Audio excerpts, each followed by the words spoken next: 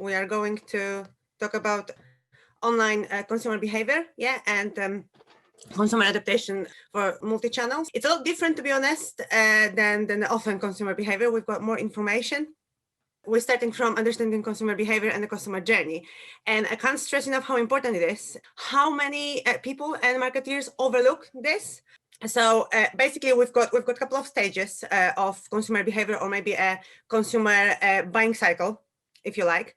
So we've got an awareness stage, a consideration stage, a purchase, and rotation and advocacy. So basically, in online, you can pretty much use all the channels, pretty much, in every different stage. It's just you have to know and you have to understand how you do it. So I think the best to show you and to explain it to you is to do it by an example. So imagine I sell mobile phones, and we want to use blog as an example. Yeah, so I've got my my website, I've got my blog for my mobile phones company, and I want to catch the customers in an awareness stage. Yeah, so what can I write about? I can write about a very simple example. Yeah. Why would we need mobile phones? Why do I want to buy a new mobile phone? Yeah, you don't really want to push the product yet, because the customer, if you think about it, the customer, I've got some old mobile phone and I'm just thinking about buying a new one. I don't know what I want. I don't know if I want one yet. I just want to do the research and basically explore my options. Yeah. So I've written a blog about why do I need a new mobile phone. Yeah. Then consideration. So I already know I want a new mobile phone. Yeah. I don't know which one. I don't know what options do I want to choose. I don't know if I wanted to have a great camera or great something else. Yeah. Then I can write another blog post targeting my customers in a consideration stage, explaining which mobile phones do I sell, what great features do they have, and basically why to choose me. Yeah. With the purchase, you can also help with a blog post. Some people really oversee this. They think, okay, they purchasing already, so I don't have to use this channel. Well, you can. You just have to know how. So you can explain how to choose one. Yeah. What to consider when you're purchasing a mobile phone. Yeah. Then retention and the advocacy stage. So they already purchased. Yeah. They've got the and so many people just go like, okay, we're done, we're fine, and we just move into the next one. No, because you want to retain this customer. You want this customer to be an advocate of your brand. Yes, so as we've got the retention and advocacy, you can write about what you can use, how you can use this mobile phone, how you can care about your mobile phone. Yeah. So see, with our just the mobile phone examples and just a blog post example, we've got pretty much covered every single stage of a buying cycle.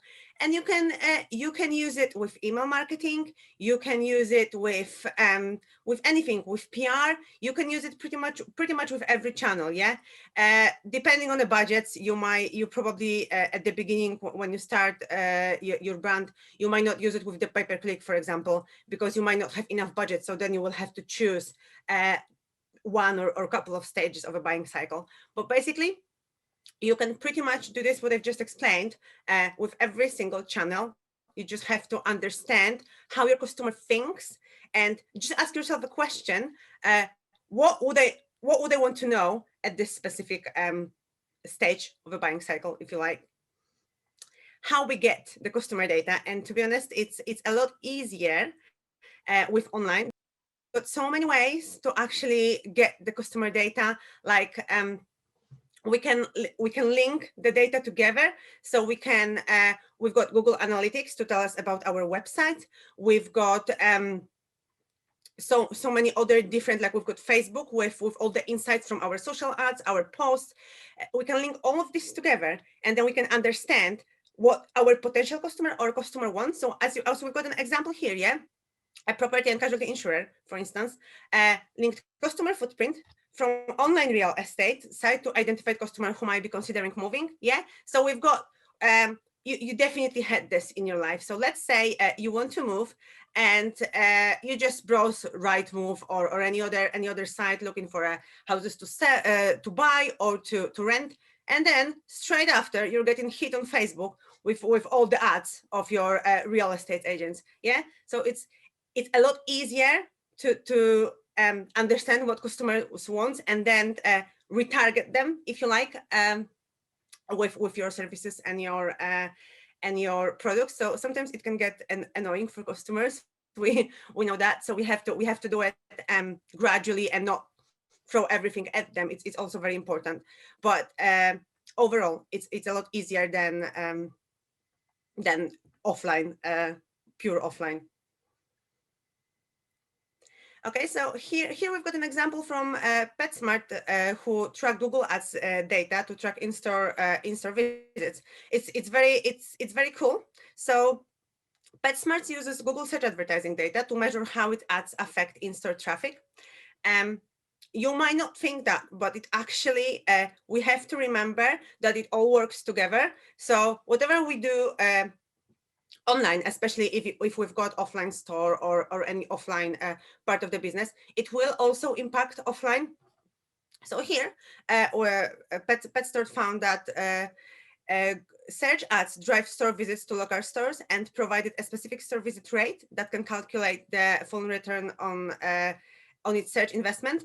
And 10 to 18% of all clicks on PetSmart search ads resulted in an in-store visit within 30 days, which is actually quite a lot. And it's very cool that they, that they've done this and they understand whatever they do online impacts the offline customer behavior.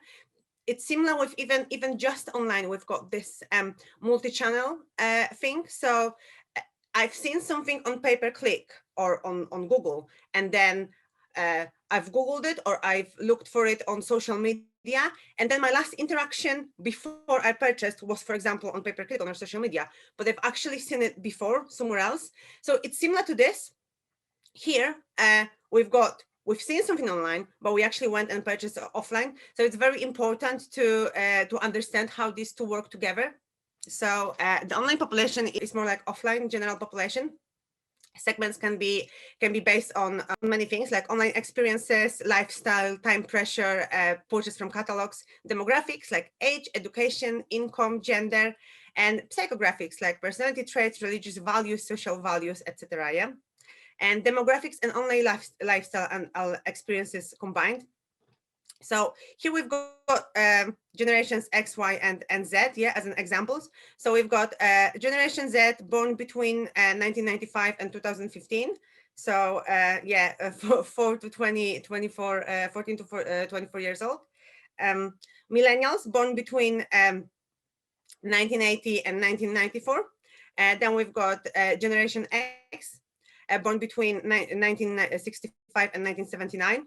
And we've got baby boomers, yeah, quite older population, 55 to 75 years old. We will have to be quite considerate with the older population with with online, because not all of them will actually be comfortable with the internet and know how to use the internet. So if this, like Generation X and baby boomers, are our let's say target audience, we have to really do our research first to actually understand how many of them is actually using the web, yeah, and how are they interacting, where do they hang out, yeah.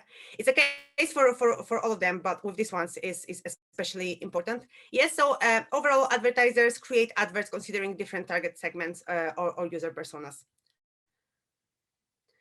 And now we go to user persona. Yeah, so understanding your customer, again, very, very, very important, and again, many times overlooked, and maybe because of time pressure, maybe because of budgets, overlooked, but it's very helpful to create a user persona to understand your audience. An example, yeah, I remember when I was a marketing student and we started doing the bit, I was like, wow, why would we need like an age and everything for for advertising? So I wanted to give an example. Why would we need, for example, age to for our online advertising campaign? Yeah, we already know they're using us. Yeah, we already know they want to buy from us. But for example, you might have older customer and a younger customer. Your older customer will usually hang out on the different places. So like, let's say we're trying to design a social media campaign, yeah, and I want to design social media ads, and if I didn't create my persona, I might go for something wrong, because older generation, for example, tends to hang out on Facebook more, versus younger generations tends to hang out on a different social media, and they keep changing. Trust me, they keep changing. Even if you work in the industry, they keep changing. So uh, by doing this, by creating this persona, I know that if, let's say, I'm targeting my generation X, I want to be more on Facebook rather than Instagram or Snapchat. Yeah. If I'm targeting Generation Z, I will probably be more on Snapchat and all the very new social media, because they keep jumping between them. Yeah. So a user persona is a description of a cluster of users who exhibit similar behavioral patterns of a potential for customers, for example, their purchasing decisions, use of technology or products, customer service preferences, and lifestyle choices. Uh, User personas represent potential customers of a brand. Yes. So it basically looks like, you will see on the next slide, but it basically looks like we're trying to understand who will buy from us, and we're trying to write down all their lifestyle. They, even sometimes if they have kids, if they, if they work, how much do they earn? Yeah. So here are the examples, yeah, of a user personas. These ones are really look really nice, and they don't have to be as pretty, but the most important bit is to get all the data we need. Yeah. So here we've got two. We've got 60 plus years, yeah, and we've got 25 to 45. So we've got active grandparents and smart ambitions. Yeah. And as you will see, they a lot different, obviously, a part of the age. Yeah. They will earn more, they will use different gadgets. So as you can see, what I've mentioned with the older generations, with gadgets, for the younger ones, we've got PC, we've got smartphones, we've got gaming. Yeah. And here we've got just mobile phones. And we can't be even 100% sure how these mobile phones are good with the internet. They might be older version of the mobile phones. So it's very important to understand, not only we sell, for example, for older audience, so they just older, that's it, that's all we know. They will live in different places, they will have different income.